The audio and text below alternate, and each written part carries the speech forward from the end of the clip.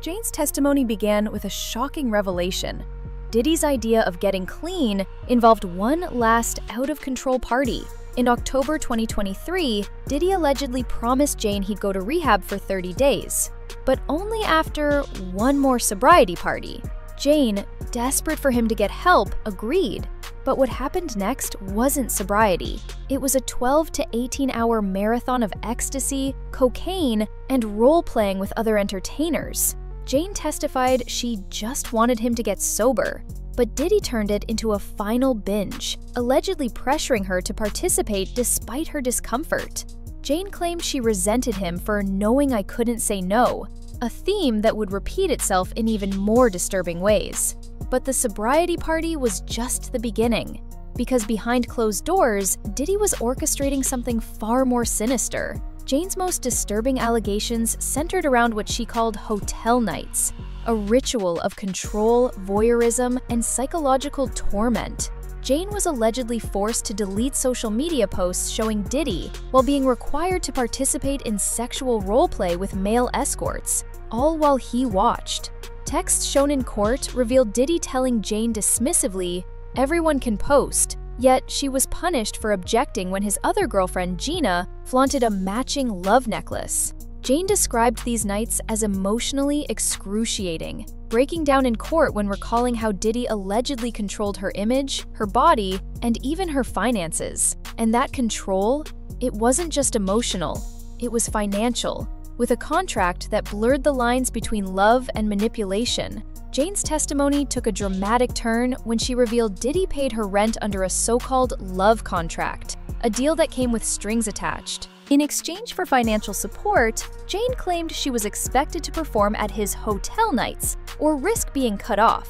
When Diddy's lawyer, Tenny Garagos, pressed Jane about the Bottega bags and gifts she received, Jane fired back, "How much does my body cost?" before demanding a break from testimony. Legal experts suggest this contract could be key to proving coercion, a potential game-changer for the case. But the most chilling part? Jane wasn't the only one with horror stories. Another woman claims Diddy took things even further, to the edge of a 17th-floor balcony.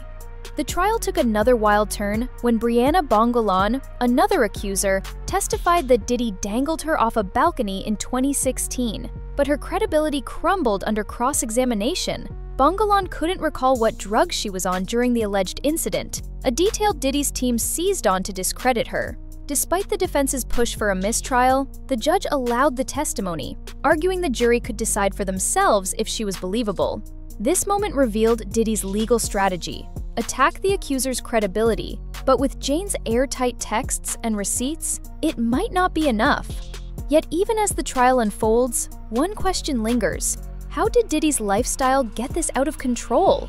Jane's testimony painted a grim portrait of Diddy's health and his refusal to face reality. Jaundiced eyes, gray gums, and hands shaking from alcohol abuse. Jane claimed she barely recognized the man she first met. When Jane suggested a trip to Thailand for detox, Diddy reportedly snapped, "What the hell? You think I need rehab?" Jane alleged Diddy took so many pills daily, but no one knew what they were for. Was it pain, addiction, or something else? Now, as the trial heats up, the biggest question isn't just about guilt or innocence, it's about whether Diddy's empire can survive the fallout. With lawsuits piling up and brands quietly distancing themselves, the trial could mark the end of Diddy's untouchable reign.